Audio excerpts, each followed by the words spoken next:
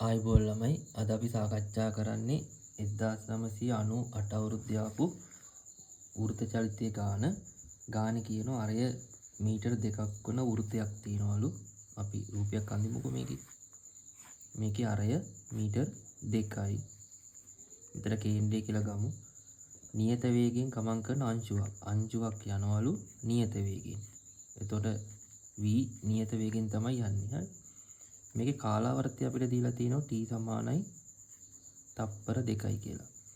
නම් අංශුවේ කේන්ද්‍රයේ දෙසට තියෙන ත්වරණය මොකක්ද කියලා අහනවා. දැන් මෙතන නියත වේගයෙන් යනවා කියවහම v නියතයක් නේද? v නියතයක් නියත වේගයෙන් යන්නේ. ඒතකොට නියත වේගයෙන් යනවා කිව්වහම මේ වේගය කියලා දී තියෙන්නේ මේකේ ස්පර්ශීය වේගය. එහෙනම් මෙයාගේ කෝණික ප්‍රවේගයත් අනිවාර්යෙන් නියත වෙන්න ඕනේ. අපිට මේ සමීකරණයෙන් හිතන්නත් පුළුවන් v සමානයි r ඔමේගා නේ. අරය වෙනස් වෙන්නේ නැහැ නේ මෙයා වටේ ගියා කියලා. එහෙනම් v වෙනස් වෙන්නේ නැත්නම් ඔමේගා වෙනස් වෙන්නත් බෑ. එහෙනම් මෙයාගේ කෝණික ප්‍රවේගයත් නියතයක්. ඒතර කෝණික ප්‍රවේගය වෙනස් වෙන්නේ නැහැ කියලා කියන්නේ මෙයාගේ කෝණික ත්වරණේ ඇල්ෆා සමානයි බිඳුවක් වෙනවා. කෝණික ත්වරණයක් මෙයාට නැහැ.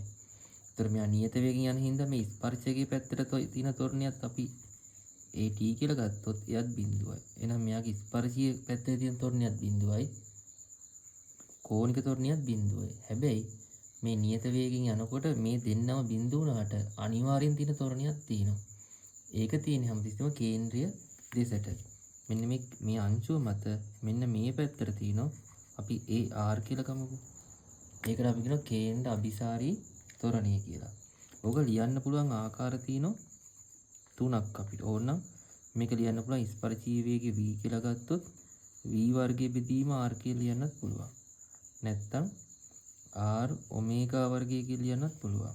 නැත්තම් v ඔමේගා කියලා ලියන්නත් පුළුවන්. ඒ ගානේ දෙන දත්ත හැටියට අපිට මේක ලියා ගන්න පුළුවන්. එකක් මතක තියාගන්න. ඊට පස්සේ v සමානයි r ඔමේගා දාලා ආදේශ කරලා මේ සමීකරණ තුන හදා ගන්න පුළුවන්. ගානේ දෙන දත්ත හැටියට තමයි මේක ලියා ගන්න ඕනේ. දැන් අපෙන් අහන්නේ මේකවත් තියෙන කේන්ද්‍රයේ පැත්තටින් තොරණේනේ. ඒත් අපිට දීලා තියෙන්නේ මේකේ කාලාවර්තය දීලා තියෙනවා. මෙන්න මෙයා කාලාවර්තය දීලා තියෙනවා. අරය දීලා තියෙනවා. එහෙනම් අපිට අරය තියෙන්න ඕනේ කාලාවර්තය t නේ. tව ගාවන්න පුළුවන් මෙතන සූත්‍රය තමයි මෙන්න මේ ඔමේගා. ඔමේගාව ලියන්න පුළුවන් අපිට 2ක් pi බෙදීම t කියලා.